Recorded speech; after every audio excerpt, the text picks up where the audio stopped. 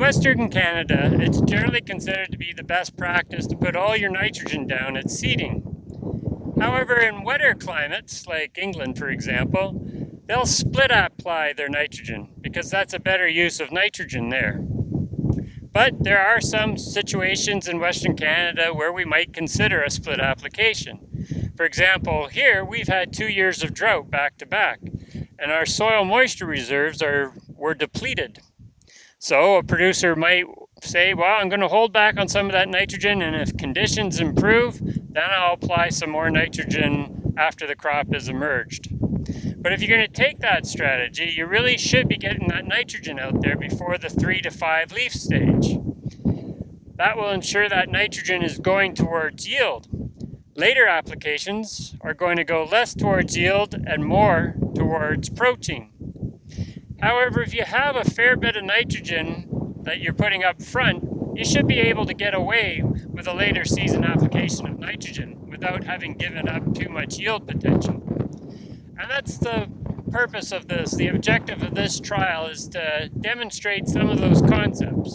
So let's go have a look at the treatment list in detail and what kind of results we got. I know what you're thinking. I should have picked a windier day to do my introduction. Well, I had to do something that day because I couldn't spray, obviously. Anyway, we're inside now and the sound will be much better from now on. Here is the treatment list. The first 5 treatments set up a response curve to increasing rates of nitrogen using side-banded urea. These rates include residual soil N in the top 24 inches of soil, not just the applied N. The remaining treatments evaluate split applications of nitrogen to a base rate of either 80 or 110 pounds of nitrogen per acre of soil plus side-banded urea.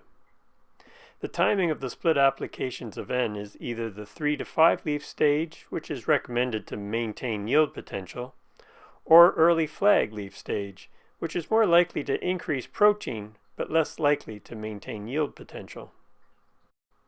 Treatments 6 and 7 are dribble banding 60 pounds of nitrogen of UAN on a base rate of 80 pounds of nitrogen, and treatments 10 and 11 are dribble banding 30 pounds of nitrogen per acre on a base rate of 110 pounds of nitrogen per acre. These treatments all have 140 pounds of nitrogen per acre in total and can be compared to treatment 4 as a check, which is 140 pounds of soil plus side-banded N. Similarly, treatments 8, 9, 12, and 13 are split applications involving 170 pounds of nitrogen per acre in total and can be compared to treatment 5 as a check, which is 170 pounds of N per acre of soil plus side-banded N. These comparisons will determine if there are any benefits to split applications compared to just side-banding all the nitrogen down at seeding, and whether split applications with a high base rate are more effective. In 2022, trials were conducted at 7 of the 8 AgriArm sites, covering a range of soil types and climatic conditions.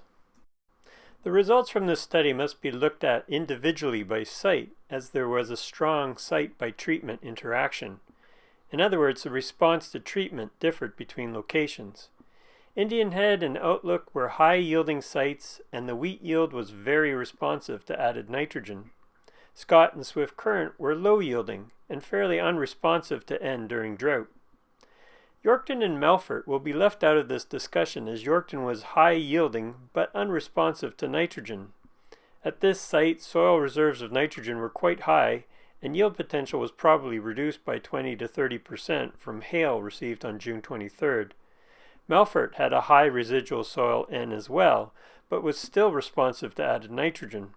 Unfortunately, nitrogen treatments were not adjusted correctly to compensate for the high soil background N and provide meaningful checks for the split applications. I'm going to show you a number of figures like this one. They're all set up the same. Wheat yield is in bushels per acre and is represented by the blue bars, and percent grain protein is represented by the yellow bars. Values followed by the same letter are not statistically different. At Indian Head, residual levels of soil N were low, only 16 pounds of nitrogen per acre in the top 24 inches of soil. As a result, yield and grain protein were very responsive to added nitrogen. Looks like the yield maxed out at about 140 pounds per acre of soil plus side-banded nitrogen, but percent grain protein continued to climb up to 170 pounds of nitrogen per acre. Dribble banding 60 pounds of nitrogen per acre at the 3 to 5 leaf stage to a base rate of 80 pounds of nitrogen per acre of side-banded urea, treatment 6, significantly increased yield and protein. However, differences were much smaller compared to just putting the whole 140 pounds of nitrogen per acre down in the sideband. While the split application gained a little protein, it also lost a little yield. Dribble banding 30 pounds of nitrogen of UAN to a higher base rate of 110 pounds of nitrogen per acre significantly reduced grain protein and numerically increased yield a little compared to dribble banding 60 pounds of nitrogen to a base rate of 80 pounds of nitrogen per acre. When nitrogen was put on late in the year at early flag, yield was reduced a little as expected, but protein was not increased as expected. When more nitrogen was put up front in the sideband, 110 versus 80, we still saw a modest yield decline when UAN was applied late at early flag. It was anticipated that the yield loss from late application would be less when more N was placed up front, but again, this was not observed as losses appeared to be equal. We also did not see any protein increases with the late applications as expected. This same pattern of decreasing yield with late application of UAN was also apparent at the 170 pounds of nitrogen per acre level of fertility, but again, grain protein was largely unaffected. So to summarize, the Indian Head site was very responsive to nitrogen in terms of yield and grain protein. Split applications of nitrogen tended to be a little lower yielding compared to placing all the nitrogen down at seeding. While most of the yield and grain protein potential could be reclaimed with a split application, you will see in the next slide that the economics of this approach were poorer at the 140 pound per acre level of N fertility and only slightly better at the 170 pound of nitrogen per acre level. This chart shows the economic returns of each treatment relative to treatment 2, which is 80 pounds of nitrogen of soil plus side-banded nitrogen. I'm making comparisons relative to this treatment because for some locations, treatment 1 and 2 are the same rate of nitrogen due to high levels of soil residual N. This economic analysis assumes $10.56 per bushel of wheat at 12.5% protein. I've assumed a generous protein premium, or discount, of 66 cents per percent per bushel. Wheat above 12.5% protein is getting a premium, and wheat below 12.5% is getting a discount. The economic analysis also includes a cost of $1.33 per pound of nitrogen and an application cost of $10 per acre for dribble banding the UAN. Increasing rates of soil plus fertilizer N to 140 pounds per acre increase economic returns by $190 per acre compared to treatment 2, which is, again, the 80 pounds of nitrogen per acre of soil plus side-banded N. At the 140 pound per acre level of N fertility, none of the split applications generated as much income as putting all the nitrogen down in the sideband at seeding. This was true whether we started with a base rate of 80 or 110 pounds of nitrogen per acre. Delaying UAN application to early flag leaf also reduced economic returns, which demonstrates the importance of getting the nitrogen on early with split applications.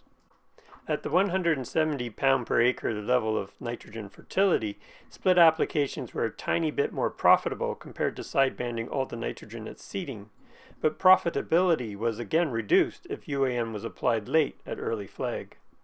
Outlook, which is an irrigation site, was also very responsive to added nitrogen in terms of yield and protein. Soil reserves of nitrogen were relatively low, 37 pounds of nitrogen per acre. While yield maxed at 110 pounds of nitrogen per acre of soil plus applied fertility, protein continued to climb all the way to 170 pounds of nitrogen per acre. At the 140 pound per acre level of N fertility, there was a significant increase in yield when UAN was applied at the 3 to 5 leaf stage. This was true for a base rate of 80 or 110 pounds of nitrogen per acre. Protein was reduced, but differences were not statistically significant. Split applications also improved yield at the 170 pound per acre level of N fertility. Like the results from Indian Head, UAN applied at early flag to base rates of 80 or 110 pounds of nitrogen per acre resulted in a yield loss compared to UAN applications at the 3 to 5 leaf stage. This was true for the 140 pound per acre level of N and also the 170 pound per acre level of N. However, the yield decline from dribble banding UAN late was much less at 170 pounds per acre of nitrogen. The decline was also much less when the base rate was higher at 110 pounds of nitrogen per acre compared to 80 pounds of nitrogen per acre. At the 140 pound per acre level in fertility, split applications to the base rate of either 80 or 110 pounds of nitrogen per acre increased economic returns substantially over just sidebanding all the nitrogen down at seeding. This was also true at the 170 pound per acre level of N fertility. Split applications were very economical at the irrigation site. Split application of nitrogen is common practice in moist environments such as England because it improves nitrogen use efficiency. Perhaps something similar was happening under irrigation in Saskatchewan. This requires further study to determine if these results can be replicated.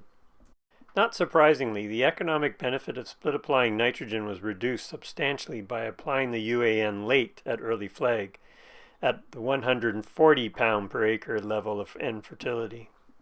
At the 170 pound per acre level of N fertility, a late split application did not result in an economic loss for the base rate of 110 pounds of nitrogen per acre, as delaying application resulted in a substantial protein increase, and the economic analysis assumes a generous protein premium.